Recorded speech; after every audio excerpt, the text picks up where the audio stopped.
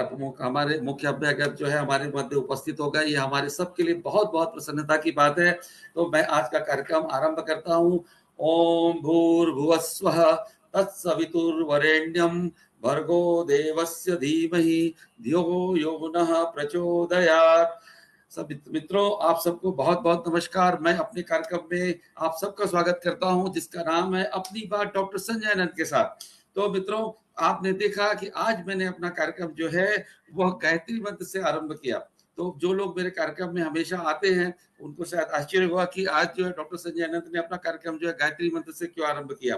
तो उसका कारण मैं आपको बताऊंगा कि आज जो हमारे अभ्यागत है, हमारे जो पहुना है, हमारे जो गेस्ट है, हमारे जो अतिथि हैं, वो क्रीडतो विश्व आर्यम का जय घोष करने वाले हैं, वैदिक धर्म की पुनर्स्थापना करने वाले ऋषि दयानंद सरस्वती के अनुयायी हैं। लाला लाजपत राय, क्रांतिकारी राम प्रसाद बिस्मिल, शुद्धि आंदोलन के जनक, अमर बलिदानी स्वामी श्रद्धानंद सरस्वती और मेरे अतिशय प्रिय उपन्यासकार, आर्य समाज के प्रखर लेखक गुरुदत्त वैद्य जी के आर्य समाज से आते हैं। तो और वे डीएवी आंदोलन से भी बहुत गहराई के साथ जुड़े हुए हैं। ऐसे बहुमुखी प्रतिभा के धनी डॉक्टर धर्मदेव विद्यार्थी जी आज हमारे मध्य उपस्थित है। मैं उनका बहुत बहुत स्वागत करता हूं। आप वर्तमान में हरियाणा साहित्य एवं संस्कृति अकादमी के निदेशक हैं। आपकी अभी तक 54 से अधिक कृतियां प्रकाशित हो चुकी हैं। अनेक राष्ट्रीय सम्मानों से आप सम्मानित हैं। ऐसे महान शिक्षाविद, ऐसे महान साहित्यकार और ऐसे महान समाज सेवी आज हम सबके मध्य उपस्थित है। ये मेरे कार्यक्रम के लिए और जितने भी दर्शक हम सब लोग आज जुड़े हुए हैं, हम सब के लिए बहुत ही गौरव का विषय है।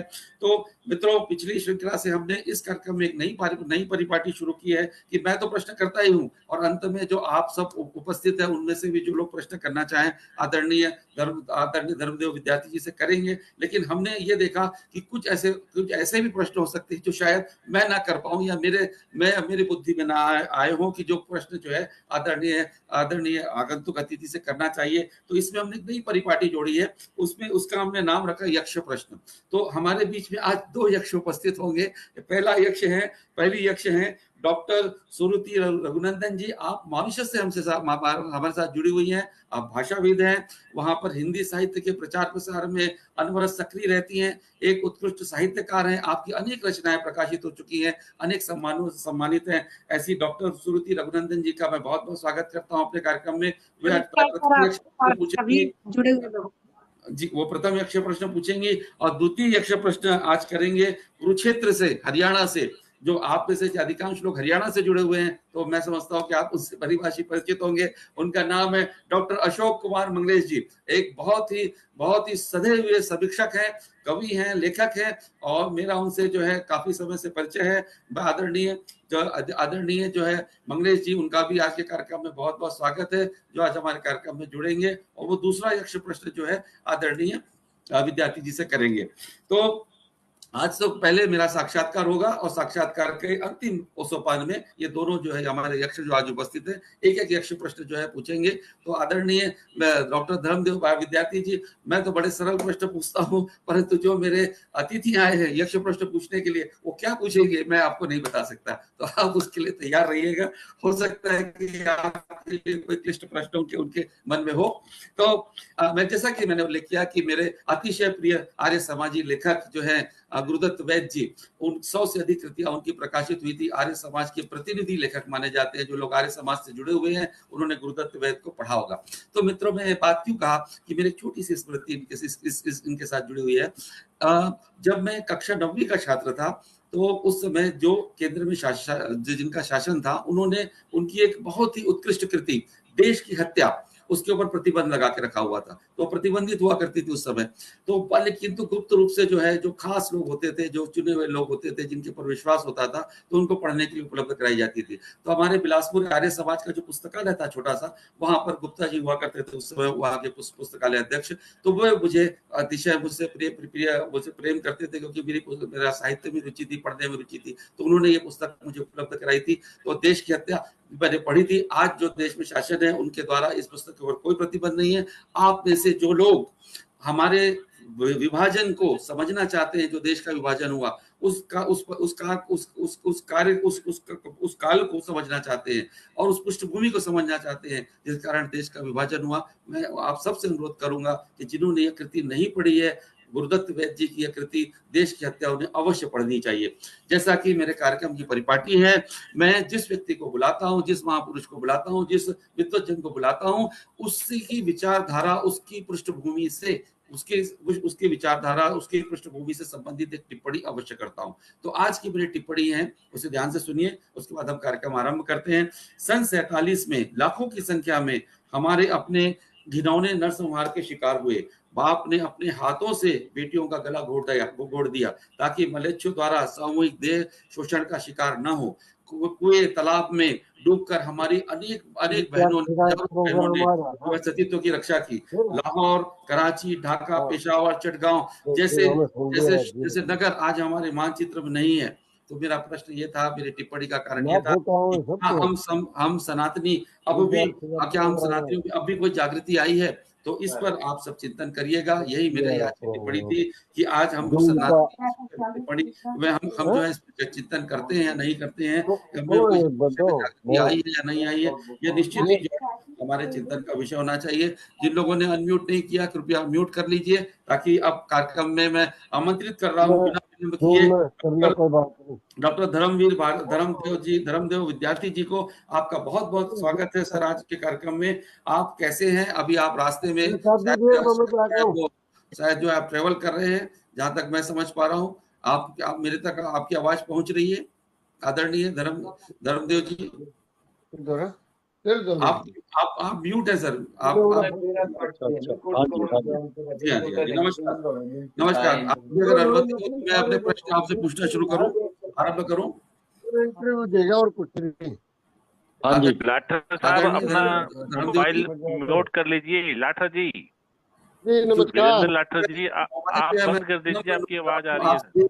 आप सभी विद्वज्जन हैं, मैं सबसे अनुरोध कर रहा हूं कि देखिए, कार्यक्रम का आनंद तभी आएगा, हम इतने बड़े विद्वान को आज सुनने जा रहे हैं, डॉक्टर धर्मदेव विद्यार्थी जी को, तो उनकी बात हम तभी अच्छे से सुन पाएंगे जब आप सब लोग म्यूट करेंगे। आदरणीय धर्मदेव विद्यार्थी जी, आप मेरी बात सुन पा रहे हैं? हाँ बिल्कुल बिल्कुल, ये पहुंच गया। सर आपका बहुत बहुत स्वागत है। तो मैं बिना विलंब किए आपसे पहला प्रश्न करता हूं कि लाला लाजपत राय एक बात कहा करते थे कि आर्य समाज जो है मेरी धर्म माता है।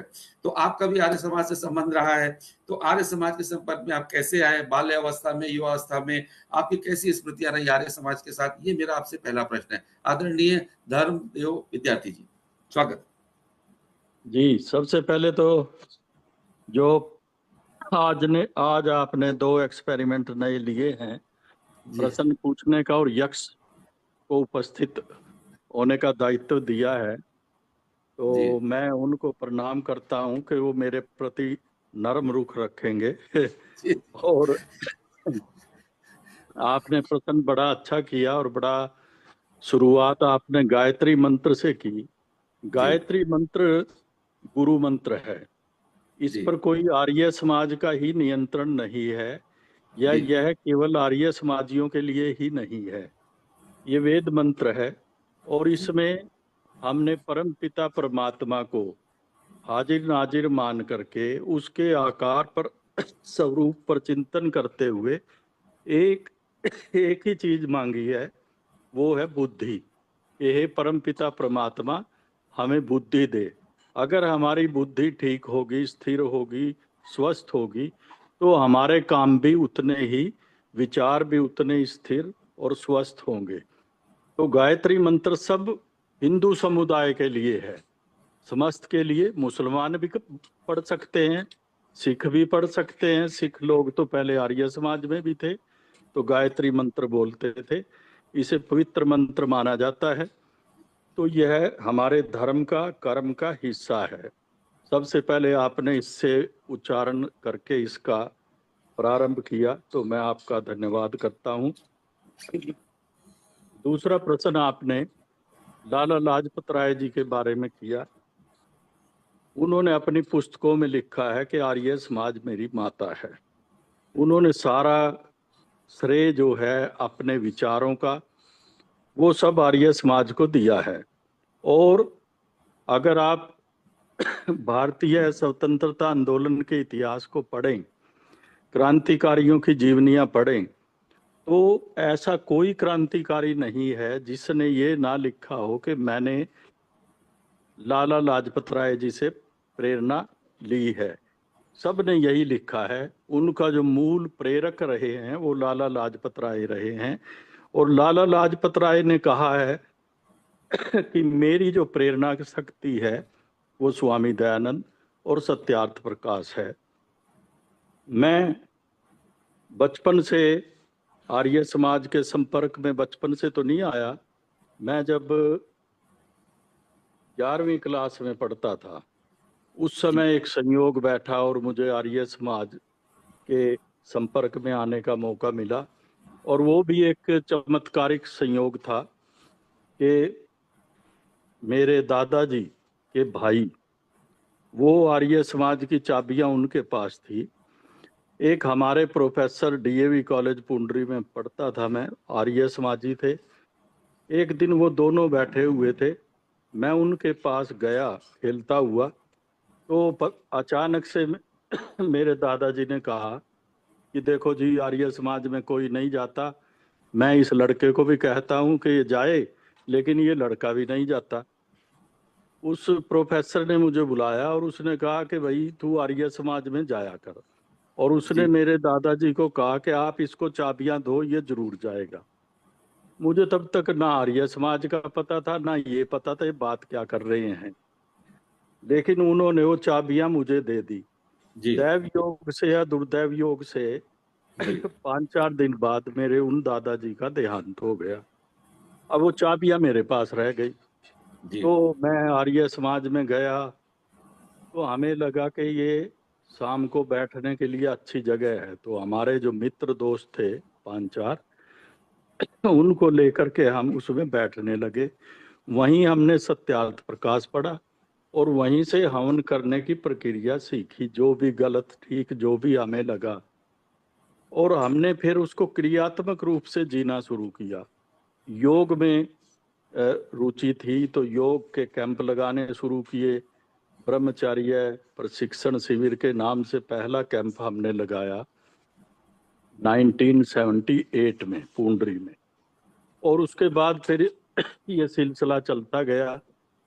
और मैंने उसी समय 2 संकल्प किए। एक संकल्प तो 3 संकल्प समझो किए। एक संकल्प तो ये किया कि जाति प्रथा सबसे बड़ा जहर है, मैं जाति प्रथा के खिलाफ लड़ाई लड़ूंगा। तो सबसे पहले मैंने अपने नाम के साथ जाति सूचक शब्द जो था वो हटा दिया और विद्यार्थी लिखा। मुझे लगा कि विद्यार्थी एक ऐसा सार्वभौमिक शब्द है, एक तो इससे घमंड नहीं आएगा, एक सीखने की प्रक्रिया बनी रहेगी। अब भी लोग मुझे कहते हैं जी आप डॉक्टर हैं, पीएचडी हैं, डीलिट हैं, लेकिन विद्यार्थी हैं। तो मैं आज भी विद्यार्थी लिखता हूं और सीखने के लिए तैयार रहता हूं। एक संकल्प। दूसरा संकल्प मैंने ये किया था कि मैं कोई सरकारी नौकरी नहीं करूंगा। मैंने क्रांतिकारियों की जीवनियां पढ़ करके भावुकता में फैसला किया था, क्योंकि उन्होंने ये संकल्प तब किया था जब देश गुलाम था। अब तो देश आजाद था। और स्वामी दयानंद सरस्वती ने भी लिखा है, जब तक आर्य समाज की संस्थाएं उपलब्ध हैं तब तक आर्य समाज में ही सेवा कार्य करना चाहिए, मजबूरी में बाहर जाए। तो मुझे ये मौका मिला कि मुझे अचानक से, मैंने पीएचडी भी अपनी आर्य समाज पर की, तो मुझे गुरुकुल कुरुक्षेत्र में जो आज के वर्तमान गवर्नर हैं गुजरात के आचार्य देवव्रत जी और मैं मुझे प्रशासक लगाया गया और आचार्य जी को प्रिंसिपल लगाया गया। 21-21 साल के थे हम। गुरुकुल में काम किया, लड़कों का गुरुकुल, लड़कियों के गुरुकुल, एडिड स्कूल, आर्य स्कूल, उसके बाद डीएवी के हर तरह के इंस्टीट्यूशन, और आजकल मैं यूनिवर्सिटी तक मैंने हर प्रकार के शिक्षा के दायरे में काम किया। और तीसरा काम मैंने ये संकल्प किया था कि मैं जाति तोड़ करके विवाह करूंगा। आज मुझे जीवन के इस मोड़ पर ये कहते हुए हर्ष होता है लव मैरिज नहीं की, अरेंज मैरिज की। मैंने खुद जाति तोड़कर मैरिज की और मेरे 2 बच्चे हैं, बेटा है बेटी है। संयोग से उनकी भी जाति तोड़ करके मैरिज हुई, उनकी भी लव मैरिज नहीं है, अरेंज मैरिज है। और कोई दहेज वगैरह मैंने कभी लिया नहीं। तो ये संकल्प मैंने किए थे उस समय जवानी के प्रारंभ में। मुझे आज खुशी है कि परमपिता परमात्मा की कृपा से ये तीनों संकल्प मेरे पूर्ण हुए। देखिए आज दर्शकों जो पूरे विश्व से आज हमें देख रहे हैं फेसबुक के माध्यम से और जो जूम में हम आमंत्रित हमारे अतिथिगण हैं, आप देखिए कि किस प्रकार से सत्यार्थ प्रकाश का प्रभाव जो है आदरणीय विद्यार्थी जी के जीवन पर पड़ा है और आदरणीय विद्यार्थी जी ने किस प्रकार से आर्य समाज के संस्कारों को आत्मसात किया है कि वो जाति प्रथा को नहीं मानते, उनके नाम के आगे जो सरनेम लगा है वो जाति सूचक नहीं है। और मुझे आपको आपको बताते हुए बहुत हर्ष हो रहा है कि मैं भी विद्यार्थी जीवन में आपकी तरह आर्य समाज से जुड़ा रहा और मैं भी अपने नाम के आगे देखिए जाति सूचक शब्द नहीं उसका अनुप्रयोग नहीं करता और मैंने भी अपनी जाति में विवाह नहीं किया। तो आपसे आपसे मिलकर जो है एक जो है आपके और मेरे बीच में एक समानता हो गई। चलिए मैं इसको आप हमारे कार्यक्रम को आगे बढ़ाते हैं। तो देखिए दूसरा मैंने आपके परिचय में जैसे बताया कि आदरणीय विद्यार्थी जी जो हैं वो डीएवी आंदोलन से भी जुड़े रहे हैं।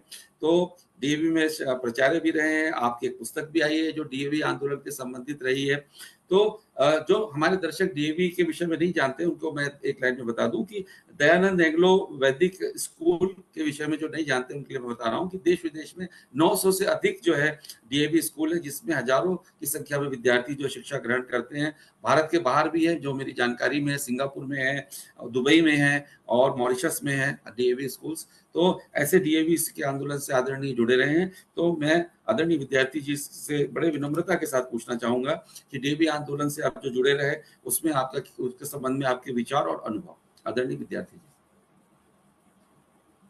स्वामी दयानंद सरस्वती के स्वर्गवास होने के बाद एक विचार आया कि उनका क्या स्मारक बनाया जाए। वो मूर्ति के खिलाफ थे, मूर्ति पूजा के खिलाफ थे, वो नहीं बन सकता था। मंदिर मजार कुछ ऐसा नहीं बन सकता था। तो क्या किया जाए? तो तब जो गुरुदत्त विद्यार्थी, उस समय उसकी एज भी कोई 19 साल के करीब थी, जी जी, जो स्वामी जी के अंतिम समय में उपस्थित थे, वो बड़े विद्वान थे। जी जी, और उन्होंने अजमेर में उनका अंतिम समय देखा था। और उसके बाद जब वो लाहौर आए, लाहौर से वहां गए थे, जी जी, तो उन्होंने कहा कि स्वामी जी का सबसे बढ़िया स्मारक अगर कोई हो सकता है, स्वामी जी के विचारों का प्रचार प्रसार करना है। जी जी, वो विचारों का प्रचार प्रसार करने का जो साधन बने वो स्कूल के रूप में, क्योंकि स्वामी दयानंद सरस्वती ने कहा था कि हर प्रकार की बुराई के नष्ट करने का एक ही उपाय है, विद्या, शिक्षा। और इसको लेकर के उन्होंने सत्यार्थ प्रकाश में एक पूरा चैप्टर भी दिया और जी जी, खुद अपने जीवन में लगभग 5 पाठशालाओं की स्थापना स्वामी दयानंद जी ने की। तो तब यही तय हुआ कि अगर कोई इनका स्मारक बनना है, वो स्कूल बने। तो फिर क्या नाम हो उसका? तो स्वामी दयानंद की याद में जो बनेगा तो दयानंद ले लिया जाए। फिर वेदों का उन्होंने प्रचार प्रसार किया तो वैदिक ले लिया जाए। और एंग्लो ऐसा नहीं हो कि केवल वेद उपनिषदों तक ही सीमित रहें, हम पश्चिम का ज्ञान भी लें। तो उनके साथ साथ तो स्वामी दयानंद की याद में वेदों के प्रचार प्रसार के लिए एंग्लो मतलब हिंदी और अंग्रेजी का प्रयोग करते हुए वेदों का प्रचार प्रसार करना, वैदिक शिक्षा का प्रचार प्रसार करना, सिद्धांतों का, ये लक्ष्य लेकर के उस समय डीएवी के नाम से एक घोषणा की गई। अब उस समय साधन नहीं थे, कार गाड़ियां इतनी नहीं थी। तो फिर ये था, बहुत सारे श्रद्धालु थे जी, हमने भी स्वामी जी की याद में कुछ बनाना, एक पूरा आंदोलन चला। जी जी, और 1947 तक ये जो हमारा आज का पाकिस्तान है, इसमें लगभग 450 के करीब स्कूल, कॉलेज, स्थापित हो गए थे, गुरुकुल भी स्थापित हो गए थे। जी जी हरियाणा की साइड में कम थे, लेकिन जी उधर ज्यादा थे। हरियाणा में तो एक पुंडरी में था, एक अंबाला में था, 2 स्कूल बने थे, बाकी सब उसके बाद बने। तो उसमें बहुत सारे ऐसे लोग थे जो अपने जोश में लोकल स्थानीय स्तर पर उन्होंने स्कूलों की स्थापना की। वो अपनी उनकी मैनेजिंग कमेटी थी, एक जो डीएवी कॉलेज प्रबंध समिति थी उसके अधीन उनके नहीं थे, लेकिन आदर्श उनका वही था। जी आज भी यही परिपाटी है। जिन जी देशों के नाम आपने लिए हैं, जी जी उन देशों में, हिंदुस्तान में डीएवी कॉलेज प्रबंध समिति के नाम से एक दिल्ली में कार्यालय है। जी जी वो लगभग 1,000 स्कूल, कॉलेज, यूनिवर्सिटी कंट्रोल करता है। लेकिन पूरे संसार में जैसे दूसरे देशों में जितने डीएवी स्कूल के नाम से स्कूल कॉलेज हैं, वो इस मैनेजिंग कमेटी के नहीं है, जी वो जी स्थानीय स्तर पर कंट्रोल होते हैं। जी हिंदुस्तान में भी ऐसे बहुत सारी संस्थाएं हैं, डीएवी के नाम पर, आर्य स्कूल के नाम पर, आर्य कॉलेज के नाम पर, स्वामी श्रद्धानंद के नाम पर, गुरुदत्त विद्यार्थी के नाम पर, जो जी जी स्थानीय स्तर से कंट्रोल्ड होते हैं, डीएवी कॉलेज कमेटी से नहीं होते। तो ये जी डीएवी का अगर कुल गिने जाएं, मैंने जब पीएचडी की तो लगभग 5,000 के करीब संख्या बनती थी। तब जी डीएवी के तो 600-700 स्कूल थे। तो जी जी आज भी अगर सारे देशों में देखा जाए तो ये जी संख्या हजारों में होगी। लेकिन डीएवी कॉलेज कमेटी जो एक कमेटी है, जी उसके अंतर्गत 1,000 के करीब संख्या आती है, वो कंट्रोल करते हैं। इसके साथ साथ जो डीएवी का मकसद यही था कि डीएवी एक माध्यम था अपनी जी भारतीय संस्कृति, वैदिक संस्कृति के प्रचार प्रसार का। जी ये अलग बात है कि आज के युग में धीरे धीरे आते आते ये प्रोफेशनल हो गए हैं और उद्देश्य है वो पीछे छूट गया है। अदरवाइज तो ये चैरिटेबल इंस्टीट्यूशन थे। इनका जी मकसद था समाज के अंतिम व्यक्ति तक शिक्षा को पहुंचाना। जी उसमें बहुत सारी बातें आ जाती हैं जी जो जी समय के अनुसार बदलती रही। गुरुकुल और डीएवी 2 प्रकार के संस्थान हैं। ये गुरुदत्त विद्यार्थी जिसकी मैंने चर्चा की, जी जी पहला जो स्कूल था 1886 में बना, वही जी स्कूल कॉलेज बन गया 1889 में। जी 1890-91 में गुरुदत्त विद्यार्थी का स्वर्गवास हो गया। जी गुरुदत्त विद्यार्थी और लाला जीवनदास 2 ऐसे आदमी थे जो ऋषि भगत थे, और दयानंद की विचारधारा उन्हीं को पता थी सारी की सारी विस्तार से, और ये स्कूल का ड्रीम भी उन्हीं का था। उनके जी जाने के बाद किसी के ये समझ में नहीं आया कि अब पढ़ाना क्या है। जी सिलेबस को लेकर के झगड़े हो गए। जी 1891 से लेकर 1895 तक जी झगड़े चले, और आखिर में 2 फाड़ हो गया आर्य समाज। एक संस्थान स्वामी श्रद्धानंद के नेतृत्व में लोग निकल गए कि जी जी आपको मुबारक, आप जैसे जो चाहे पढ़ाएं। वो कहते थे हम वेद उपनिषद पढ़ाएंगे। ये वाले लोग कहते थे हंसराज के नेतृत्व में कि हम वेद उपनिषद नहीं जी, हम तो जो अंग्रेजों की प्रणाली है उसी के अनुसार चलना है। तो वो प्रणाली उन्होंने रख ली और गुरुकुल वाले ही उन्होंने रख ली। आज तो दोनों ही, गुरुकुल वाले भी वही पढ़ा रहे हैं, मैकाले वाली शिक्षा प्रणाली, जी। डीएवी वाले भी, तो दोनों में कोई अंतर नहीं है। तो देखिए दर्शकों, आपने देखा कि हम लोगों में से अधिकांश लोग जो है अपने बच्चों को डीएवी में पढ़ाना चाहते हैं। डीएवी में एडमिशन अगर बच्चों की एडमिशन हो जाती है तो लोग मिठाई बांटते हैं। एकमात्र हम हमारे सनातनियों की जो संस्था है, जो मैं बड़े प्रामाणिकता से इस बात को कह रहा हूँ, जो ईसाई मिशनरियों की जो कॉन्वेंट स्कूलें होती हैं, उनके टक्कर में अगर कोई आज भी हम लोगों की कोई स्कूल आती है, हर शहर में हर नगर में, तो डीएवी आती है। और हम लोगों में अगर किसी बच्चे को, हमारे में से किसी भी रिश्तेदार या किसी मित्र के किसी बच्चे को एडमिशन अगर वहाँ मिल जाती है, तो निश्चित तौर पे वो गौरव का अनुभव करता है, क्योंकि उसके पीछे आदरणीय विद्यार्थी जी जैसे जो है वैदिक विद्वानों का हाथ है कि इसकी जो गुणवत्ता है वो आज भी जो है वो जो है यथावत कायम है। तो हमने डीएवी के विषय में जाना आदरणीय विद्यार्थी जी से। अब मेरा जो अगला प्रश्न है वो उससे जुड़े हुए 3 प्रश्न मैं एक साथ कर रहा हूँ क्योंकि समय का भी अभाव रहता है। तो आदरणीय विद्यार्थी जी, अभी आपको हरियाणा सरकार ने एक महत्वपूर्ण दायित्व दिया है।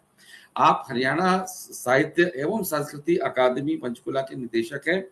तो इससे जुड़े हुए मेरे 3 प्रश्न हैं, मैं तीनों प्रश्न एक साथ कर रहा हूँ। पहला प्रश्न तो ये है कि हिंदी साहित्य और भाषा के विकास में आपकी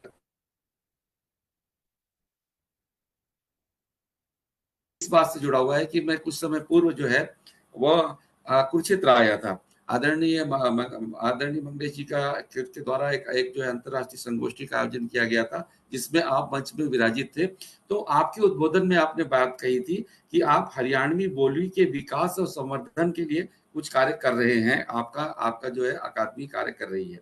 तो ये इस दिशा में आप क्या कार्य कर रहे हैं, ये मेरा दूसरा प्रश्न हुआ। और जो तीसरा प्रश्न है वो ये है कि अभी आपकी एक कृति जो है, अभी जो आपकी एक कृति है जिसका नाम है हरियाणवी लोकात्मा, ये अभी आपने फेसबुक में भी इसको शेयर किया है, शायद अभी कुछ समय पूर्व ही प्रकाशित हुई है। तो इसके विषय में भी आप हमारे दर्शकों को जानकारी देंगे। तो तीनों चूंकि एक ही विषय से जुड़े हुए प्रश्न थे, इसलिए मैंने तीनों प्रश्न एक साथ आपसे कर दिया। तो कृपया एक एक करके इनका आंसर, इसका जो है उत्तर दीजिए आदरणीय विद्यार्थी जी।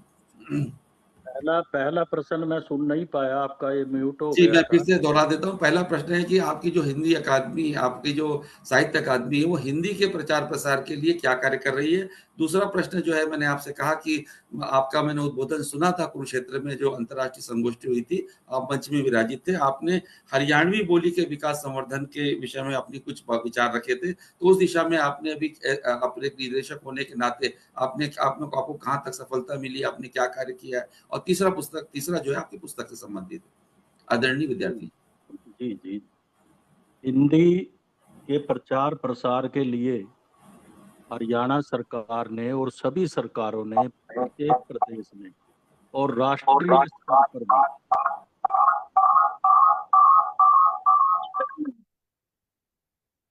हेलो हाँ जी, बोलिए बोलिए, आपकी आवाज आ रही है, बोलिए बोलिए, आपकी आवाज आ रही है, बोलिए बोलिए।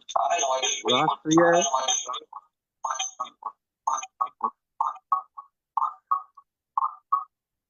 कुछ डिस्टर्बेंस है, तो राष्ट्रीय स्तर पर भी भारत सरकार द्वारा साहित्य अकादमी की स्थापना की गई है। मेरी आवाज आ रही है जी? हेलो, आवाज आ रही है, स्वागत है आपका, तो बोलिए, ऐस- सुन रहे हैं हम लोग। ऐसे ही हरियाणा में हरियाणा साहित्य एवं संस्कृति अकादमी, पहले ये अलग अलग भाषाओं में भी बनाई गई थी। Haryanvi Hindi academy, Urdu academy, Sanskrit academy और इसके साथ साथ पंजाबी एकेडमी, इतिहास की एकेडमी, ये एकेडमियां अलग अलग काम करती थी। इसको सरकार ने 3 साल पहले एक कर दिया और इसका नाम रख दिया हरियाणा साहित्य एवं संस्कृति अकादमी। जी अब ये इसके नाम से काम करती है। हरिया हिंदी साहित्य अकादमी का काम है कि हिंदी भाषा के प्रचार प्रसार को गति दे। उसके अंतर्गत हिंदी की कार्यशालाएं लगती हैं।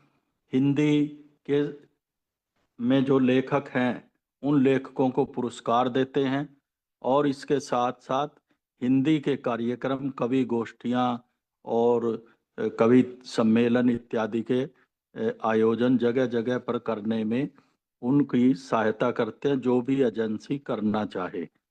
एक अपनी पत्रिका निकलती है हरिगंधा के नाम से। तो हिंदी के प्रचार प्रसार के लिए लेखकों को सम्मानित करना, उनके लेखों को सम्मान देना और इसके साथ साथ जो पुस्तकें प्रकाशित करवाते हैं उन पुस्तकों को सम्मानित करना।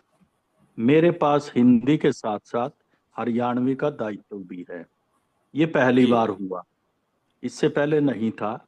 तो जी हरियाणवी का दायित्व आने के बाद मैंने अनुभव किया कि हरियाणा प्रदेश है तो हरियाणा की अपनी भाषा कौन सी है। आमतौर पर बोलते हैं कि जी हिंदी है, तो हिंदी के आधार पर ही हरियाणा अलग हुआ। लेकिन हरियाणा के लोग हिंदी नहीं बोलते, अशुद्ध बोलते हैं, और जो घरों में बोली जाती है वो हरियाणवी कहलाती है। अब ये बोलियां हैं अलग अलग, जैसे जी बोलते हैं ना कि जी कोस कोस पर बदले पानी और चार जी कोस जी पर बिल्कुल। वाणी, तो जी ऐसे एक्सेंट बदल जाता है। तो जी मैंने फिर ये खोजबीन की कि हम्म, हरियाणवी में कितना काम हुआ है। तो मुझे जी पता लगा कि हरियाणवी में लेखकों ने बहुत काम किया है, बहुत सारी जी पुस्तकें पहले ही लिखी जा चुकी हैं, जी शब्दकोश भी है, व्याकरण भी है, अनुवाद भी हैं, और हरियाणवी में पीएचडी भी होती है। और जी हरियाणवी हमारी एकेडमी, हिंदी एकेडमी जो है, हरियाणवी में पुरस्कार भी देती है। जी तो फिर भाषा क्यों ना बने। जी एक सिर्फ स्टैंप स्टैंप लगने की देरी है, तो जी इसको लेकर के सरकार से बातचीत चल रही है। मैंने जो अभी पुस्तक लिखी है, जी इसमें हरियाणवी बोली भाषा बनने में जी कितनी सक्षम है, ये सिद्ध करने की कोशिश की गई है। इसके 14 चैप्टर मैंने तैयार किए हैं। जी। अभी इसका आदरणीय विमोचन। दर्शकों, आप देख रहे होंगे कि ये स्क्रीन पर जो है वो पुस्तक का जो है वो जो मुख्य पृष्ठ दिख रहा है हमें, हरियाणवी लोकात्मा जो पृष्ठ, ये अभी जो है आदरणीय जिसके उल्लेख जो है आदरणीय धर्मेंद्र विद्यार्थी जी कर रहे हैं, ये वही पुस्तक है। आप सब देख पा रहे होंगे स्क्रीन पर। आदरणीय विद्यार्थी जी आगे बताएं, क्या बता रहे थे बोली, जी। भाषा, साहित्य और संस्कृति, जी इस पुस्तक में हमने इन चारों विषयों को टच किया है, और ये सिद्ध किया है कि ये बोली जो है भाषा बनने में सक्षम है। तो ये इसका विमोचन होना अभी रहता है। माननीय जी मुख्यमंत्री जी से प्रार्थना की गई है, तो जल्दी वो इसका विमोचन करेंगे। और इन बिटवीन जो हमने सरकार से बातचीत की, और उसमें पहला जो ठोस कदम उठाया गया है वो ये है कि हमारे यहाँ जींद में चौधरी रणवीर सिंह यूनिवर्सिटी है सरकार की। जी मैं उसकी कोर्ट का मेंबर हूँ, गवर्निंग बॉडी का। जी जी तो अभी हमारी पिछले हफ्ते मीटिंग हुई थी, उसमें हमने ये विषय रखा, और ये सर्वसम्मति से पास हुआ। और ये जींद यूनिवर्सिटी पहली यूनिवर्सिटी होगी जी जिसने बिल्कुल। हरियाणवी भाषा, संस्कृति और इतिहास पर शोध जी कार्य करने के लिए अपने यहाँ हरियाणवी भाषा का डिपार्टमेंट स्थापित करने का फैसला लिया है। हम जी सरकार को जल्दी ये प्रपोजल भेजेंगे, आदरणीय वाइस चांसलर साहब। और जी इसके बाद धीरे धीरे उसके बाद कुरुक्षेत्र विश्वविद्यालय का भी है। तो इस तरह से सरकार कुछ ठोस कदम उठाएगी, और हरियाणा जो अब तक अपनी भाषा से वंचित रहा है, उसे भी जी अन्य प्रदेशों के साथ साथ अपना भाषा का गौरव प्राप्त होगा। देखिए, आज आज जो है विद्यार्थी जी ने जो बात रखी, मैं अपने पिछले कार्य श्रृंखला में भी एक जो है अंतर्राष्ट्रीय जो एक महापुरुष को कोट करता हूँ, आज फिर उन्हें मैं उद्धृत कर रहा हूँ। उनका नाम है नेल्सन मंडेला, क्योंकि आदरणीय विद्यार्थी जी ने जो बात कही उससे मुझे वो बात याद आई और मैंने समझा कि आज आप सब लोग के सामने उसको मुझे रखना आवश्यक है। If you talk to a man in a language he understand, that goes to his head. If you talk to him in his language, that goes to his heart. ये बात नेल्सन मंडेला ने कही है। Nelson Mandela जी से आप सब लोग परिचित है, बहुत बड़ी हस्ती है, नोबेल प्राइज मिला है उन्हें।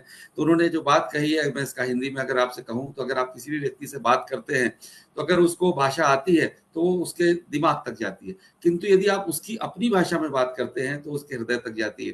तो अगर मैं हरियाणा में आकर अगर हरियाणवी में बात करूंगा, तो निश्चित तौर पर जो वहाँ के लोग होंगे उनमें बहुत अपनत्व लगेगा। अगर मैं हिंदी बोलता हूँ या अंग्रेजी बोलता हूँ, तो वो उनके सिर्फ दिमाग तक जाएगी। आदरणीय नेल्सन मंडेला जी की ये जो कोट है, ये बहुत ही गहन बात है। आप सब इसको विचार जरूर करिएगा। अब मैं आगे बढ़ता हूँ। अब हम बात करते हैं उनकी रचना धर्मिता पर।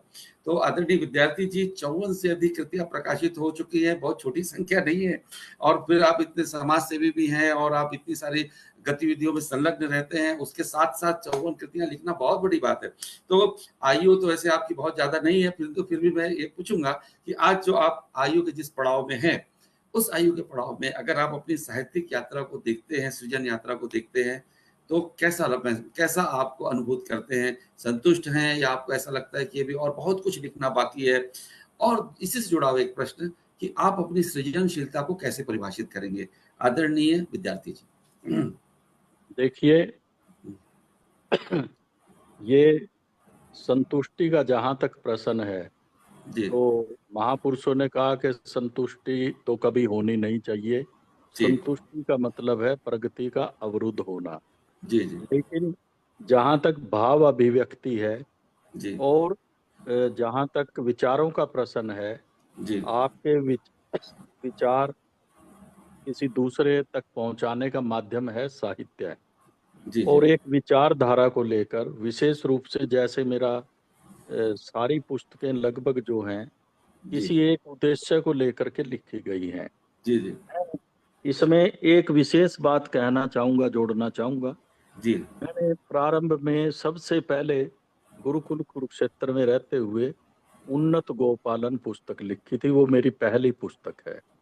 जी और वो क्या था कि वो गुरुकुल में एक गौशाला थी जी जिसमें 95 पशु होते थे, 35 किलो दूध होता था। जी तो हमारे उस समय के प्रधान जी ने कहा, और ये आचार्य देवव्रत जी भी थे उसमें, जी कि ऐसी गौशाला तैयार करो जिससे से कम गुरुकुल की जरूरत पूरी हो सके। जी तो तब मैंने कई डेयरी फार्म जो हरियाणा में हैं, हिसार है, करनाल है, जी उनका अध्ययन किया जी और जो नोट्स तैयार किए, तो जी उन्हीं की वो पुस्तक बनी। जी और उस पर एक गौशाला का हमने प्रारूप तैयार किया, उन्नत जी गोपालन नस्ल सुधार कार्यक्रम के अंतर्गत। जी आज वो गौशाला, अगर मैं कहूँ एशिया की श्रेष्ठ गौशाला है, तो क्या कोई बात अतिशयोक्ति नहीं होगी। जी जी दूसरा, फिर मैंने जो डीएवी के अंदर, जी डीएवी आंदोलन का इतिहास लिखने वाला मैं पहला व्यक्ति हूँ। क्या बात आज है आज का इतिहास लिखा। और डीएवी से संबंधित मैंने 5 पुस्तकों की रचना की कि जी किस प्रकार से डीएवी काम करता है, अब जी तक क्या काम किया है, ये जी सारी चीजें।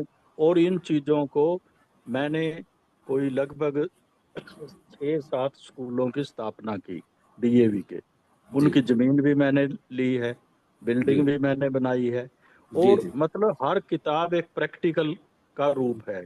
जी उसके बाद फिर मैंने 5 साल पहले एक आंदोलन शुरू किया जी वीर बाल दिवस के उद्देश्य को लेकर के, जी कि जी बच्चों को हम शहीदों की कहानियां बताते हैं, जी जी लेकिन जो बाल शहीद हुए हैं उनकी कहानी नहीं बताते। 2-3-4 नाम हमें याद हैं।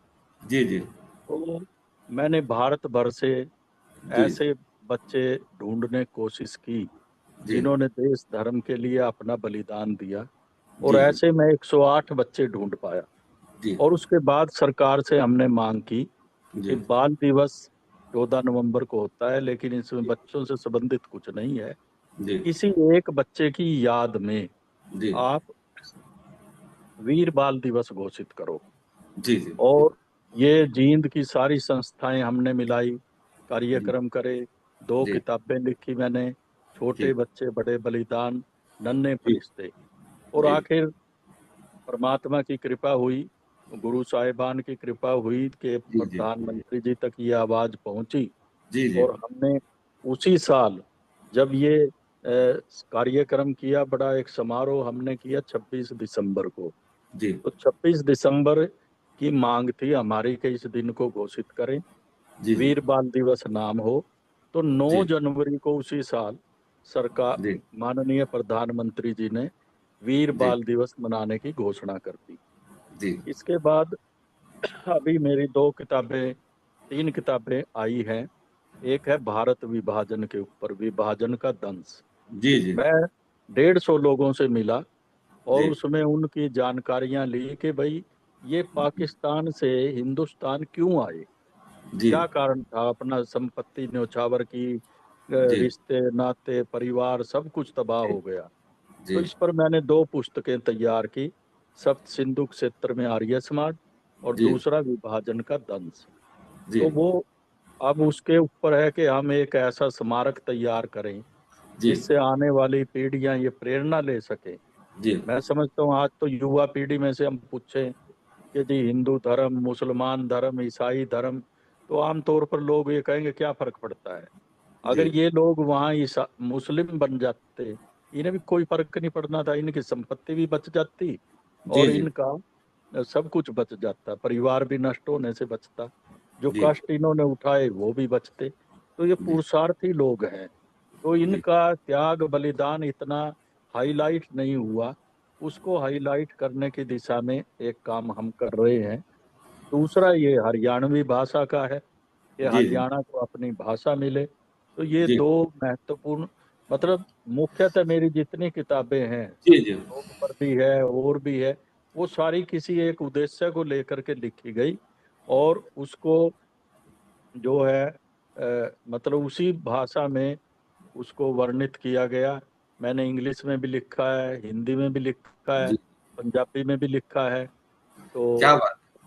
संस्कृत तो में भी दर्शकों, लिखा है। आप देखिए कि आज हमने विद्यार्थी जी से अभी जो हमारी चर्चा चली, उससे 3 बातें हम देखते हैं कि उनकी महानता की हमको का की जो प्रतिबिंब है, हमें आज की इस जो है वार्तालाप से हमें दिखाई देता है। पहला, वो डीएवी आंदोलन से बहुत ही गहराई से जुड़े रहे, जो आज की तारीख में, आज के दिन में हमारे देश की एक प्रतिष्ठित जो है शिक्षा संस्था है, जिसमें बच्चे पढ़ाना एक मध्यम वर्गीय परिवार बहुत गौरव का अनुभव करता है। दूसरी बात, उनका उनके जीवन में आर्य समाज का बहुत प्रभाव रहा और उनकी विचारधारा को में जो परिपक्वता आती है, जो वैदिक वैदिक ज्ञान की हमको कई प्रतिबिंब हमें मिलते हैं, उसका कारण भी जो है वो आर्य समाज है। और तीसरा जो हम देख रहे हैं कि जो विभाजन का जो समय था, उसकी पीड़ा को भी उन्होंने लिखा है अपनी लेखनी से। ये वही विचार है जो गुरुदत्त वैद्य जी ने अपनी पुस्तकों में लिखा है, इसी विचार को उन्होंने आगे बढ़ाया है। और जो अभी हमको जो जानकारी आप सबके लिए शायद नहीं होगी और मेरे लिए भी नहीं थी, कि जो अभी जो है वीर बाल दिवस जो मनाया जा रहा है, पूरे देश में मनाया जा रहा है, उसके पीछे जो है आदरणीय विद्यार्थी जी का भी बहुत बड़ा योगदान है कि उन्होंने जो है हरियाणा में और पूरे देश भर में जो हमारे बड़े-बड़े राजनेता थे, उनको इस बात के लिए सहमत कराया कि जो हमारे गुरु गोविंद सिंह जी के छोटे साहिबजादे ने जो बलिदान दिया, एक बहुत ही छोटी आयु में बलिदान दिया, उनके शहादत में, उनके बलिदान को याद करके वीर बाल दिवस मनाया जाए। तो ऐसे कार्य को भी करने में, ऐसे कार्य को भी जो है मूर्त रूप प्रदान करने में आदरणीय विद्यार्थी जी का बहुत बड़ा योगदान है। ऐसे महान व्यक्ति आज हमारे मध्य उपस्थित रहे हैं, तो ये मेरे कार्यक्रम के लिए भी बहुत गौरव की बात है।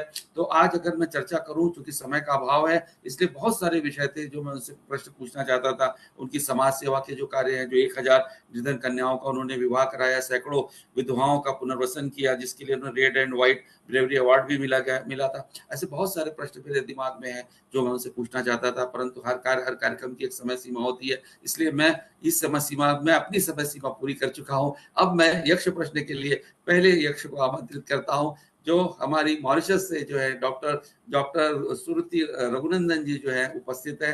वो आज पहला प्रश्न जो है वो आदरणीय विद्यार्थी जी से करेंगी। आप अपने आप को अनम्यूट कर लीजिए मैडम, और आप पहला प्रश्न करिए जी। यक्ष प्रश्न जी। कैमरा आपकी तरफ से बंद है सर, जी कैमरा आपकी तरफ से बंद। जी, मैं एक मिनट मैं देख लूं।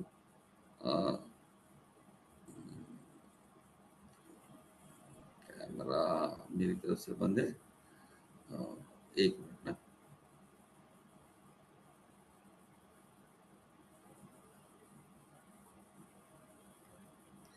हाँ, मैंने आप कैमरा स्टार्ट कर लीजिए जी।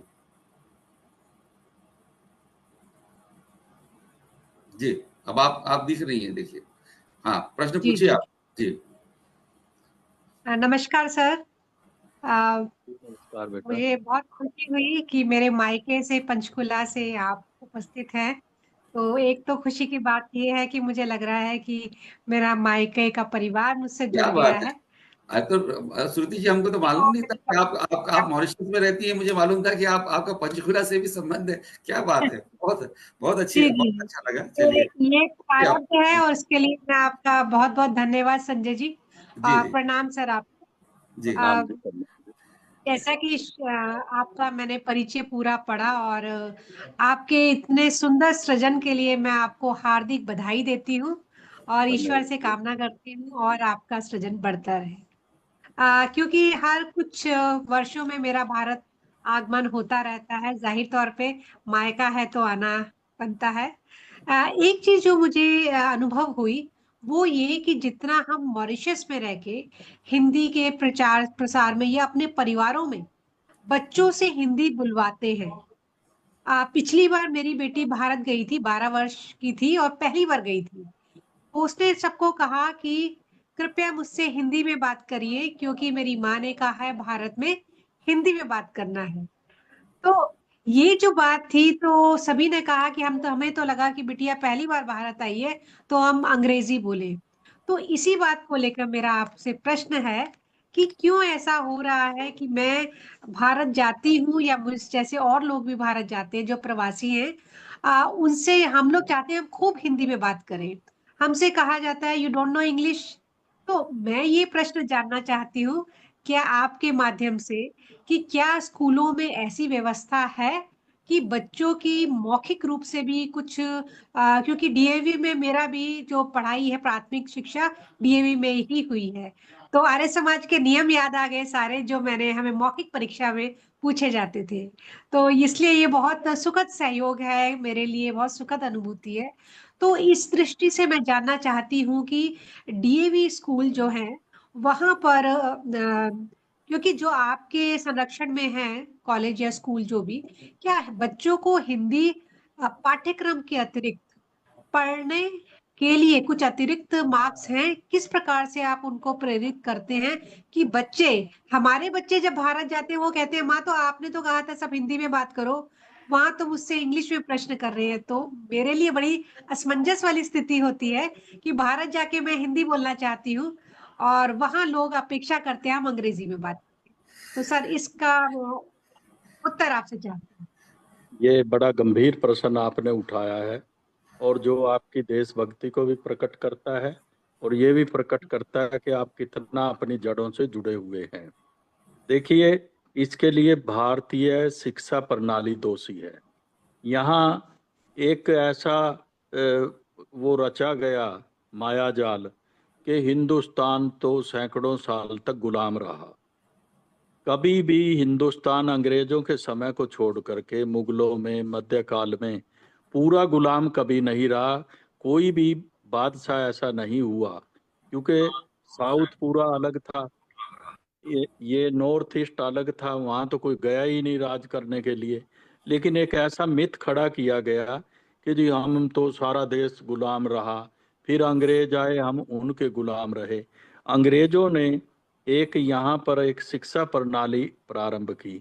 उनके अपने उद्देश्य थे, अपने लक्ष्य थे, लेकिन इस शिक्षा प्रणाली ने लोगों के दिमाग में एक बात बिठा दी कि अंग्रेज सबसे अच्छे हैं, आदर्श हैं, अंग्रेजी बोलना आदर्श की बात है, अंग्रेजी ढंग से रहना उससे भी बढ़िया काम है।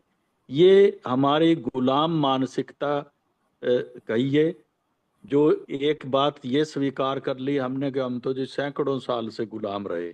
हम सैकड़ों साल से गुलाम नहीं रहे, हम तो थोड़ा सा समय, 300 साल का समय होता है मुगलों का, उसके बाद अंग्रेज आए, 100 साल से भी कम उनका राज यहाँ रहा। कुल अगर मिलाएं तो 150 साल सारे बनते हैं, और पूरा हिंदुस्तान उसमें कभी नहीं आया अंग्रेजों को छोड़ करके। तो लेकिन ये एक फैशन बन गया। अब फैशन का कोई इलाज नहीं होता कि अंग्रेजी बोलो, अंग्रेजी बोलने वाला ही सबसे बढ़िया है, हिंदी बोलने वाला बैकवर्ड है। अब क्योंकि हमारी देशभक्ति की जो जड़ें हैं वो अंग्रेजी शिक्षा प्रणाली ने काट दी। हमें ये मोह, अब हरियाणा में रहते हैं हरियाणवी से मोह नहीं, हमें हिंदुस्तान में रहते तो हिंदी से हमें मोह नहीं, तो हमें तो हिंदू कहते हुए भी शर्म आती है अपने आप को। तो ये एक मतलब हमारी मानसिकता इस किस्म की हो गई। और बहुत सारे स्कूल ऐसे हैं कि अब जैसे हरियाणा की बात करें, जो ये कहते हैं जी जो स्कूल में हरियाणवी में बोलेगा उस पर जुर्माना लगेगा। अब इससे ज्यादा पतन और क्या हो सकता है कि आप अपनी माँ बोली भाषा के प्रति ये व्यवहार रखें। हिंदी बोलेंगे तो ऐसे स्कूल हैं कि जो हिंदी को भी यही कहते हैं कि हिंदी बोलोगे तो जुर्माना लगेगा। अंग्रेजी को महत्व देते हैं। जब ये कॉन्वेंट स्कूल खुले, अब ये कॉन्वेंट स्कूल खुले थे, वैसे तो जैसे मुस्लिम का था ऐसे ईसाइयों का था, जब अंग्रेज चले गए तो अपने स्कूल भी ले जाए यहाँ से। लेकिन ये स्कूल खोले गए, इनका मुकाबला करने के लिए डीएवी संस्थान ने डीएवी पब्लिक स्कूल खोले, लेकिन सिलेबस तो वही है सरकारी। अपना जी नया जी सिलेबस डीएवी ने कोई बनाया नहीं। जी ये उद्देश्यों में शामिल है डीएवी के कि हिंदी और संस्कृत का प्रचार प्रसार करना। ये जी डीएवी का बेसिक मूल उद्देश्य है, जो जी पहले उद्देश्य बनाए गए थे। जी लेकिन इसका अलग से व्यवस्था कोई नहीं की गई, तो वही अंग्रेजियत फिर हावी हो गई और अंग्रेजियत हावी हो गई। लेकिन इस समय, पिछले कुछ समय से, जब से हमारी ये सरकार, वर्तमान सरकार है, इंग्लिश पर कम जोर है, हिंदी पर ज्यादा जोर आ गया है। तो और मैं समझता हूं कि अगर ये, राजनीतिक तौर पर नहीं बोल रहा मैं विश्लेषक के तौर पर बोल रहा हूं, अगर पिछली नीतियां उसी प्रकार से चलती रहती तो अब तक यहाँ हर स्कूल में, डीएवी में भी और दूसरों में भी, इंग्लिश ही बोली जाती। लेकिन इस पिछले एक दौर में हिंदी को बढ़ावा मिला है। हमारी सारी संस्थाएं हिंदी के लिए प्रचार प्रसार वैधानिक रूप से तो नहीं कर रही, लेकिन जो बोलते तो सारे हिंदी ही हैं, सबको जी जी हिंदी से प्रेम भी है, तो हिंदी जी ही बोलना पसंद करते हैं। तो इस तरीके से, हाँ, ये बात आपकी ठीक है कि वैधानिक रूप से ऐसी कोई बात नहीं है कि हिंदी में ज्यादा नंबर मिलेंगे या संस्कृत में मिलेंगे। बस ये अपनी भाषा के प्रति, अपने देश के प्रति जो जी एक माहौल चला, उसका जी परिणाम है कि हम हिंदी को उतना महत्व नहीं देते।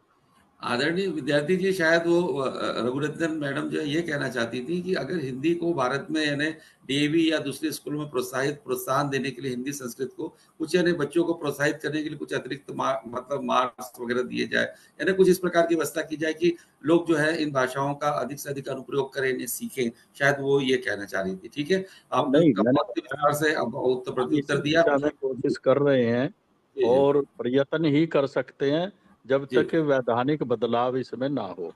जी, लेकिन आप इतने बड़े पद आपको पर हैं, तो मैं आपसे कम से जी कम हरियाणा स्तर पे तो मैं चाहूँगा कि कम से कम उन स्कूलों पर आप कार्रवाई जो अवश्य करें, जहाँ पर बच्चों को अंग्रेजी, हिंदी बोलने पर या स्थानीय भाषा बोलने पर जो है, वह उनको प्रताड़ित किया जाता है या उन्हें उनके ऊपर दंड लगाया जाता है। ये हमारे बिलासपुर में भी या छत्तीसगढ़ में भी हमने देखा है, और हम लोगों ने अपने अपने जो भी हमारी जो यहाँ सरकार है, उसमें हमारे जो लोग हैं, उनसे भी हम लोगों ने कहा है कि आप इसके ऊपर कार्रवाई करें, और सरकार जो है इसको काफ़ी गंभीरता से इस विषय को ले रही है कि ठीक है, बच्चे अगर अगर वो चाहते हैं कि अंग्रेजी में बात करें तो ठीक है, उनके स्कूल का अनुशासन है, परंतु अगर कोई हिंदी में बात करे तो उसके ऊपर दंड लगाया जाए। इससे बड़ा जो है वो एक एक एक स्वतंत्र देश में जिसकी राजभाषा हिंदी होने जा रही है, या हम हिंदी मानते हैं, वहाँ पर इस प्रकार की स्थिति आती है तो बहुत दुर्भाग्यपूर्ण है। तो चूंकि आप इतने बड़े पद पर हैं, इसलिए हम आपसे अपेक्षा भी करेंगे कि आप स्वयं जो है इसके ऊपर जो है संज्ञान लें, और जितना हो सके हरियाणा के बाहर इस प्रकार की जो संस्थाएं हैं, खासकर ईसाई मिशनरियों द्वारा संचालित, वहां पर इस प्रकार के जो जो बेहुदे नियम है उनके ऊपर कड़ी कार्रवाई आप करें, ऐसा सनम्र अनुरोध है। तो मैं आपको बहुत दूसरे प्रश्न के लिए, यक्ष प्रश्न के लिए आमंत्रित करता हूँ मंगलेश जी को। उसके पहले मैं जल्दी से आपको जो है वो फेसबुक में जो लोग हमसे जुड़े हैं उनके विषय में बता दूं। मिनकेत प्रधान जी हैं, हमारे छत्तीसगढ़ के बहुत बड़े साहित्यकार हैं, वो लिखते हैं कि उत्कृष्ट अकादमिक स्तर का साक्षात्कार चल रहा है, आपको बहुत बहुत बधाई। जयेश पटेल जी हैं, आप जो है गुजरात से जुड़े हैं, जो है इसके बाद जो है लैला हरिद्वार जी हैं, ये सूरीनाम से जुड़ी हैं, मेरे कार्यक्रम में हमेशा आती हैं, और वो साहित्यकार हैं, वो सूरीनाम से जुड़ी हुई हैं। इस प्रकार से मैं पढ़ पा रहा हूँ, 30 से अधिक लोगों ने जो है इसमें अपने कमेंट्स लिखे हैं, अपने विचार लिखे हैं, तो मैं सबको पढ़ना संभव नहीं है, इसके लिए मैं क्षमा चाहता हूँ क्योंकि समय का अभाव है। मैं दूसरे यक्ष प्रश्न के लिए आदरणीय मंगलेश जी को आमंत्रित करता हूँ, बहुत आदर सम्मान के साथ, प्रोफेसर डॉक्टर अशोक कुमार मंगलेश जी, कुरुक्षेत्र से। आप म्यूट कर लीजिए अपने आप को पहले, आदरणीय मंगलेश जी।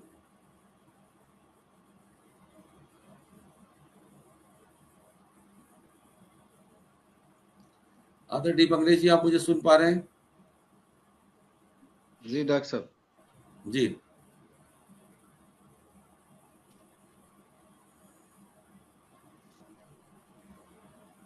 हेलो।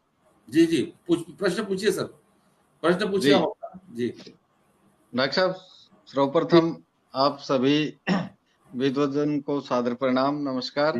जी और इस आभासी वैश्विक पटल पर श्रद्धेय धर्मदेव विद्यार्थी जी के साक्षात्कार को सुनकर हम सब बहुत लाभान्वित हुए और उनके व्यक्तित्व को और अच्छे से सूक्ष्मता से हम जान सके। काफी हद तक हम उनसे परिचित हैं, क्योंकि हरियाणा से संबंध है उनका और हमारा, तो लेकिन उससे भिन्न उनकी अंतस व्यक्तित्व को जानने का भी हमें अवसर मिला। जी तो जी प्रश्न मेरा पूछिए एक आप। बहुत सामान्य सा प्रश्न, जी डॉक्टर साहब जी से एक सामान्य सा प्रश्न है, क्योंकि इनका जी पूर्णतः जो साक्षात्कार है वो आर्य समाज के इर्द गिर्द घूमा है। उनका काफी साहित्य सृजन भी आर्य समाज को लेकर सृजित हुआ है। तो जी जी मेरा जी यक्ष प्रश्न है डॉक्टर धर्मदेव विद्यार्थी जी से कि कहते हैं कि साहित्य समाज का दर्पण होता है, जी और आप आर्य समाज से जुड़े हुए, और जहां तक अभी सुनने को मिला कि बाल्यावस्था से ही आर्य समाज के उद्देश्य नियम का अनुपालन करते हुए आपका इस अवस्था तक का सफर रहा है। तो आर्य समाज का जो साहित्य है वो वैश्विक समाज को अथवा वसुदेव कुटुंबकम की अवधारणा को कहाँ तक प्रभावित कर सकता है, इस संदर्भ में आपका क्या कहना है? क्योंकि यह वैश्विक पटल है, तो आर्य समाज के साहित्य की वसुधैव कुटुंबकम की अवधारणा को लेकर कहाँ तक प्रभावी हो सकता है, कहाँ तक संगत है, और इसके पठन पाठन के लिए आपका क्या कहना है, और कितना उपादेय यह साहित्य वैश्विक संदर्भ में हो सकता है? आदरणीय धर्मदेव विद्यार्थी जी डॉक्टर साहब, आपका प्रश्न बड़ा विचारपूर्ण है, क्योंकि आर्य समाज का ही जो आधार है वो वेद है, जी और वेद का उपदेश है कृण्वन्तो विश्वम आर्यम, जी सारे विश्व को आर्य बनाएं। जी और दूसरा ये है कि हम एक ऐसी विचारधारा के पालक हैं जिसमें सर्वे भवन्तु सुखी नाम, सब सुखी रहें, दुखिया कोई ना हो, इन विचारों को लेकर के चलते हैं। अब हमारे जो मौलिक ग्रंथ हैं वो संस्कृत भाषा में हैं। संस्कृत भाषा के जानकार बहुत कम लोग हैं, पहली तो समस्या ये है। दूसरी समस्या, हमारी साहित्य में रुचि नहीं है। वो हम हिंदी का साहित्य हो या स्थानीय भाषा का साहित्य हो, आज तो हमारे पास ये तर्क है कि सोशल मीडिया बड़ा आ गया जी, मोबाइल है, सारी चीज उस पर है, लेकिन हमारा स्वभावगत इतिहास में कोई रुचि नहीं है, और स्वभावगत हमारी पढ़ाई पढ़ने में भी रुचि नहीं है। तो ये साहित्य, पहले तो सृजन कैसे करें इसका, इसके विचार कहाँ से लाएं, उन विचारों को मूर्त रूप देने के लिए प्रकाशित कैसे करें। पूरे देश में ऐसा कोई सिस्टम नहीं है कि किसी के विचारों को मूर्त रूप दिया जाए या प्रकाशन संबंधी कोई बातचीत उसमें की जाए। हमारी एकेडमी जो बनाई गई है इसी दिशा में प्रयास करने के लिए बनाई गई है कि मूल लेखकों को या नवोदित लेखकों को प्रोत्साहित करें। लेकिन अब जहां तक आर्य समाज का संबंध है, मुझे ये कहने में कोई संकोच नहीं है कि आर्य समाज में साहित्य के प्रकाशन की कोई समुचित व्यवस्था नहीं है। जो लोग लिखते हैं वो अपने दम पर लिखते हैं, अपने ही दम पर बेचते हैं। सारे देश में गिन करके 1, 2, 3 प्रकाशक हैं जो आर्य समाज का साहित्य प्रकाशित करते हैं। आसाराम गोविंद जी हैं और इस तरह के एक आध और हैं, बाकी तो कोई प्रकाशित नहीं करता। अभी पिछले दिनों, पिछले संडे को मैं आर्य समाज कीर्ति नगर में था। वहाँ MDH के जो चेयरमैन हैं आदरणीय श्री राजीव गुलाटी जी, वो आए हुए थे। वहाँ भी हमने ये विचार रखा कि आर्य समाज का अगर प्रचार प्रसार करना है, वैदिक विचारधारा का प्रचार प्रसार करना है, तो साहित्य को प्रकाशित करने की तरफ ध्यान दिया जाए। और मुझे खुशी है ये बताते हुए कि उन्होंने तुरंत ये प्रावधान किया कि 1 करोड़ रुपया मैं आर्य समाज के साहित्य के प्रकाशन के लिए दूंगा, लिखो आप लोग और इस तरह का काम करो। ये तो हो गई व्यक्तिगत बातचीत। संस्थागत जी जो बातें हैं, हमारी सभाएं बनी हुई हैं और कई चीज बनी हुई हैं, उन्होंने ऐसा कोई तरीका नहीं बनाया कि साहित्य प्रकाशित करें और सस्ते रेट पर या किसी भी तरीके से उसको जन जन तक पहुंचाएं। ये एक बड़ी आर्य समाज के अंदर कमी है और शायद इसी का खामियाजा आर्य समाज भुगत रहा है कि धीरे धीरे, क्योंकि विचार ही नहीं निकलेगा तो फिर जाएगा फैलेगा कहाँ। तो वो विचारधारा हमारी और पाखंड, अंधविश्वास, अनाचार, अत्याचार, जिसके खिलाफ एक वो बनना चाहिए था, माहौल बनना चाहिए था, वो वैदिक तथ्य ही हैं। लेकिन अगर वो पब्लिक में नहीं आएंगे तो कैसे फिर काम चलेगा। तो ये एक भारी कमी है, इस पर सभी आर्य सभाओं को विचार करना चाहिए। व्यक्तिगत प्रयास अलग चीज है, लेकिन जब तक ऐसा प्रयास नहीं होगा, वो चाहे डीएवी संस्था है चाहे दूसरी सभाएं हैं, उन्हें इस दिशा में प्रयास करने की जरूरत है। तो दर्शकों, आपने देखा कि थैंक यू आदरणीय सर। मंगेश जी ने एक बहुत ही सागरवित प्रश्न जो है हमारे आज के अभ्यागत जो है विद्यार्थी जी के समक्ष रखा, और रघुनंदन जी ने भी एक प्रश्न रखा जो उनका उनका निजी अनुभव पर आधारित था, और दोनों का जो है उन्होंने एक समाधान जो है बताने का प्रयास किया, क्योंकि दोनों के प्रश्न ऐसे थे कि जिसका कुछ शब्दों में समाधान बताना संभव ही नहीं है। परंतु एक विषय जो छूट रहा था विद्यार्थी जी, मैं उस विषय पर अवश्य आपसे बात करूंगा कि आर्य समाज की जो पहले प्रखरता थी वो अब नहीं रही। इस पर तो आप मुझसे सहमत होंगे, क्योंकि मैं आर्य समाजी नहीं हूँ, लेकिन आर्य समाज को मैं बचपन काल से, बाल्यावस्था से देखता आ रहा हूँ। अब आर्य समाज की भी प्रखरता अब हमें वो ऐसी देखनी नहीं मिलती। आर्य समाज के कार्यक्रम भी बहुत ही सीमित होते हैं। कम से कम जो है, हो सकता है हरियाणा और पंजाब इत्यादि राज्यों में आर्य समाज का प्रभाव ज्यादा हो, पर जैसे छत्तीसगढ़ है या दूसरे जो अन्य क्षेत्र है, वहाँ पर आर्य समाज का कार्य बहुत सीमित रह गया। बहुत सीमित संख्या में लोग आर्य समाज से अब जुड़े हुए हैं। मेरा जो आपसे प्रश्न था वो ये था, जो अभी हमारे हमारे जैसे छत्तीसगढ़ है या बहुत सारे राज्य हैं जहाँ की आबादी संतुलन जो है तेजी से बदल रहा है, पंजाब में भी बहुत तेजी से बदल रहा है, आपको भी वो जो है आप उससे अवगत होंगे। ये राजनीतिक प्रश्न नहीं है।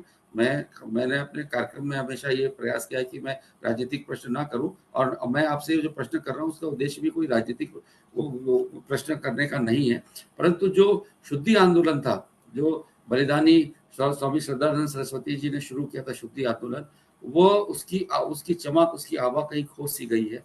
तो अभी आर्य समाज के आप एक प्रमुख जो है कार्यकर्ता हैं, आप आर्य समाज के 100 डीएवी से बहुत ही गहराई से जुड़े हुए हैं।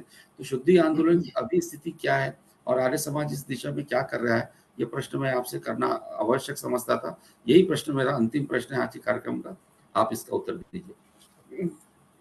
देखिए, हिंदू धर्म में ऐसा प्रावधान रहा है कि मुस्लिम बन गए, ईसाई बन गए, जो बन गए सो बन गए, वो वापस हिंदू नहीं बन सकते।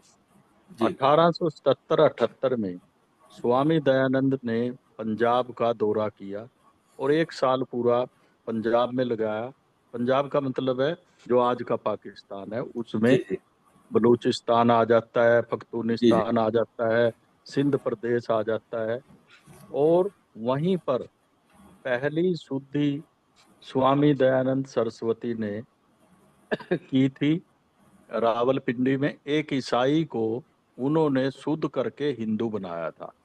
जी उसके बाद दूसरी शुद्धि उन्होंने लुधियाना में की, जब उनका पादरी, भारतीय पादरी था, उनके साथ शास्त्रार्थ होने लगा और शास्त्रार्थ का परिणाम ये निकला, वो पादरी हिंदू बन गया, उसने ईसाई धर्म छोड़ दिया। ऐसे ही तीसरी भी एक घटना हुई। और उसके बाद स्वामी श्रद्धानंद जी ने बकायदा भारतीय शुद्धि सभा की स्थापना करके इसको व्यापक रूप से, चाहे वो केरल में मोपले थे या सिंध बलूचिस्तान में थे, तो लोगों को शुद्ध किया, वापस उन्हें हिंदू बनाया। और वो एक मूवमेंट चला।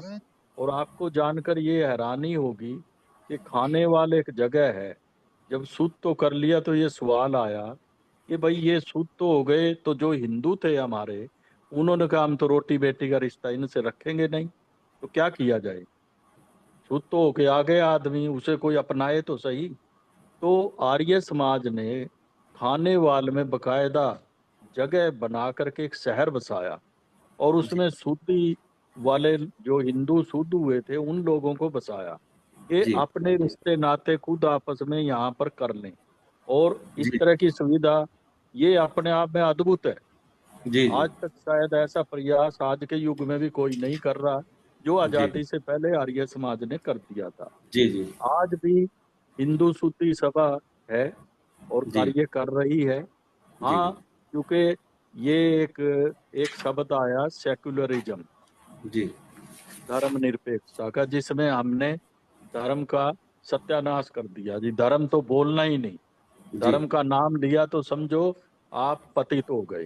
जी जी तो उसमें लोग अपने को हिंदू कहने में शर्माने लगे, जी अपने धर्म की बातें करने में शर्माने लगे। और जी आर्य समाज जिसे प्रचार करना चाहिए था वो जी उसका तेज मंद हो गया, जैसा कि आपने कहा। तो जी फिर कहे तो करे कौन इसको काम को। जी तो उस गति से उस सेक्युलरिज्म की भेंट वो काफी हद तक चढ़ गया। अब जी उसमें शुद्धि हमारे ही लोग हैं, पंजाब में बड़े लोग ईसाई बन रहे हैं, जी छत्तीसगढ़ और वगैरह का तो आपको पता होगा, लेकिन मैंने जी सुना है। तो उनका पूरा प्रायोजित प्रोग्राम है, जी पूरा एक सरकारें उनके पीछे हैं और लगी हुई हैं ईसाई बनाने पर। हमारा प्रायोजित प्रोग्राम नहीं है। हमारे तो कुछ स्वयंसेवी संगठन कहिए जो अपनी जान पर खेल के अपने आप अपने उससे इस शुद्धि मूवमेंट को चलाते हैं। तो इस प्रकार का कार्यक्रम और जोर से चलना चाहिए, और जी इसमें तभी हमारी रक्षा हो सकेगी। नहीं तो फिर इसका तो ये बढ़ता जाएगा बढ़ता जाएगा। एक जी दिन हमारी जो संस्कृति है वो समाप्त हो जाएगी और एक नई संस्कृति जन्म लेगी। इसका मुकाबला करने की बड़ी सख्त जरूरत है। तो मित्रों, आपने देखा जो हमारे फेसबुक पे भी जो हमारे दर्शक जुड़े हैं उनकी संख्या आज बहुत ज़्यादा है। मॉरिशस से लोग जुड़े हैं, सूरीनाम से जुड़े हैं, नीदरलैंड से जुड़े हैं, यूरोप के अनेक अनेक देशों से जुड़े हुए हैं, आज हमारे साथ ऑस्ट्रेलिया से जुड़े हैं। उन सब का मैं बहुत बहुत स्वागत करता हूँ। देखिए, आज का जो विषय था, जैसा कि मेरे कार्यक्रम में ज़्यादातर हम लोग साहित्य पे चर्चा करते हैं, परंतु जो आज हमारे विद्वतजन हमारे अभ्यागत आज जो हमारे थे विद्यार्थी जी, उनका कार्यक्षेत्र बहुत विस्तृत है। वो साहित्यकार तो था है ही, लेकिन साथ में उनका आर्य समाज और समाज में बहुत बड़ा योगदान है। तो निश्चित तौर पर मेरा दायित्व था कि मैं अपनी चर्चा को केवल साहित्य तक सीमित ना रखूं। इसलिए आज आपने देखा होगा कि मैंने पहली बार अपने कार्यक्रम में साहित्य के अतिरिक्त भी अन्य विषयों को भी छुआ है। तो ये मेरा कार्यक्रम जो है अब अंतिम सोपान में है, और मैं चूंकि समय तो वैसे हो चुका है, समय से ज्यादा हम 10-15 मिनट बढ़ चुके हैं, परंतु चूंकि जूम में बहुत सारे लोग जो है उपस्थित हैं जो आदरणीय विद्यार्थी जी से व्यक्तिगत रूप से परिचित भी हैं, तो मैं उनसे अनुरोध करूंगा कि यदि आपके मन में कोई प्रश्न हो तो मैं केवल मुझे 5 मिनट का मैं समय बस शेष बचा हुआ है, तो अंतिम 5 मिनट में अगर आपके मन में कोई भी प्रश्न हो विद्यार्थी जी से करने का हो तो अवश्य करें। उसके बाद मैं कार्यक्रम को समाप्त करूंगा। तो सभी जूम में उपस्थित विद्वतजनों से अनुरोध है कि अगर आपको कोई प्रश्न हो तो अवश्य करें। डॉक्टर साहब सादर प्रणाम। अनम्यूट कर लीजिए जी। डॉक्टर साहब सादर प्रणाम जी प्रणाम जी। ये राम आप समाज मैं राम अवतार। आप समाज सेवा के क्षेत्र में युवावस्था से निरंतर कार्य कर रहे हैं, विशेषकर असमर्थ और असहाय बच्चों के उत्थान हेतु आपके प्रयास अत्यंत प्रेरणादायक हैं। कृपया बताने का कष्ट करें कि आपने असमर्थ महिलाओं और बच्चों के कल्याण के लिए किन किन महत्वपूर्ण कार्य किए हैं। असमर्थ महिलाओं, विद्यार्थी जी एक छोटा सा रोज सब अब जो भी उत्तर देंगे संक्षिप्त में दीजिएगा क्योंकि समय का अभाव है जी। तो इसमें जींद के क्षेत्र में हमने काम किया, और जो यहाँ खास तौर पर जो विधवा महिलाएं हैं उनको संगठित किया, और उनकी सहायता किस प्रकार से हो सकती है, उनके बच्चों की शिक्षा दीक्षा, उनको अनाज की समस्या को हल करा, कपड़े और जो सर्दी के हैं और दवाई का प्रबंध उनका किया। इस प्रकार से यहाँ के जो स्वयंसेवी लोग हैं उनको मिला करके आज भी वो काम चल रहा है। ये राम अवतार जी भी उसमें जुड़े हुए हैं, इनका पूरा परिवार उसमें लगा हुआ है। क्या बात जी। और कोई विद्वजन कोई प्रश्न करना चाहे? अंतिम ही प्रश्न हो पाएगा क्योंकि अब समय पूरा हो चुका है। अगर कोई भी हाँ। करना चाहे तो अवश्य करें। जी संजय सर, मैं पूछना चाहूंगी। जी पूछिए पूजा पूछिए। दीक्षित पंचकुला। जी हाँ नमस्कार सर। नमस्कार विद्यार्थी सर। सर, मैं पिछले 25 सालों से विद्यार्थी सर के सभी कार्य, समाज सुधार से संबंधित, स्कूल से संबंधित, डीएवी संस्था से संबंधित मैं कार्यों को देखती और प्रेरणा लेती आ रही हूँ। मैं केवल इतना पूछना चाहूंगी कि इतने सारे कार्य करने के पीछे प्रेरणा स्रोत क्या है सर का, जो हमेशा प्रेरित करते हैं और करते जाते हैं। उनका मेन प्रेरणा स्रोत क्या है? प्रेरणा नित्य नए स्रोत कार्यों में संलग्न रहते हैं हमारे सर। प्रेरणा स्रोत तो परमात्मा है, वही शक्ति देता है, सबसे पहले विचार देता है। कई बार हमारे मन में ऐसे विचार आते हैं जो हमारे खानदान के मन में नहीं आए कभी। अब फिर विचार आया, विचार एक पानी के बुलबुले की तरह होता है, उसको पकड़ लिया अगर आपने तो कुछ हाथ में आ जाएगा, नहीं तो वो स्वयं समाप्त हो जाएगा। फिर उसको करने की शक्ति देता है परमात्मा, फिर उसको करने का रास्ता भी परमात्मा ही निकालता है, वो परिस्थितियां पैदा करता है। अगर आपकी नीयत सच्ची है, मैं तो इतना ही कह सकता हूँ कि नीयत पर निर्भर करता है। परमात्मा की कृपा सबको प्राप्त है, लेकिन जो नीयत हमारी गड़बड़ हो जाती है, फिर वहां से हम भटक जाते हैं। तो अपनी नीयत ठीक रखो, परमात्मा में विश्वास रखो और अपने ऊपर विश्वास रखो। अपने आत्म बल से आप जो चाहें प्राप्त कर सकते हैं, इतना ही कहूंगा। तो मित्रों, धन्यवाद सर। पूजा जी, मैं समझ रहा हूँ कि आप और कुछ भी पूछना चाहती थी, पर मुझे क्षमा करिएगा क्योंकि आज आपने देखा कि बहुत सारे प्रश्न थे। फिर हम कभी विद्यार्थी जी को आमंत्रित करेंगे और आप सब लोग फिर से जुड़िएगा, और जो प्रश्न आज छूट गए थे, आप लोगों के मन में शायद रह गए होंगे, वो अवश्य उनसे करिएगा। तो मैं आज का कार्यक्रम आप यहाँ पर समाप्त करता हूँ। अब चूंकि हम आज आर्य समाज की परंपरा के से जुड़े हुए व्यक्ति से जुड़े हुए हैं, तो हम कार्यक्रम का जो है वह जो है समापन जो है शांति पाठ से करेंगे। तो आप सब शांति पाठ के लिए तैयार हो जाइए। That was very nice program, sir. Om Shanti अंतरिक्ष शांति पृथ्वी शांति आपः शांति औषधयः शांति वनस्पतयः शांति विश्वदेवा शांति ब्रह्म शांति सर्व शांति शांतिरेव शांति सामा शांतिरेधि। ओम शांति शांति शांति।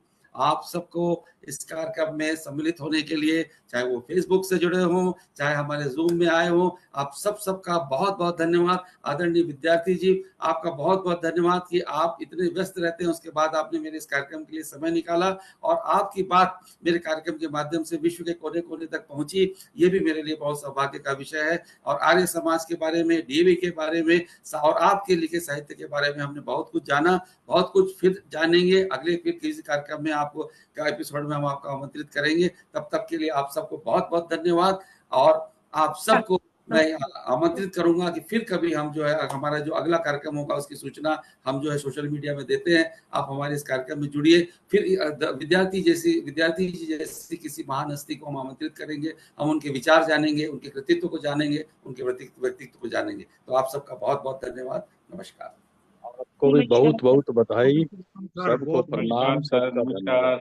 नमस्ते सर। नमस्ते जी। नमस्ते जी। नमस्कार सर। बहुत बढ़िया प्रोग्राम था, बहुत अच्छी जानकारी मिली जी।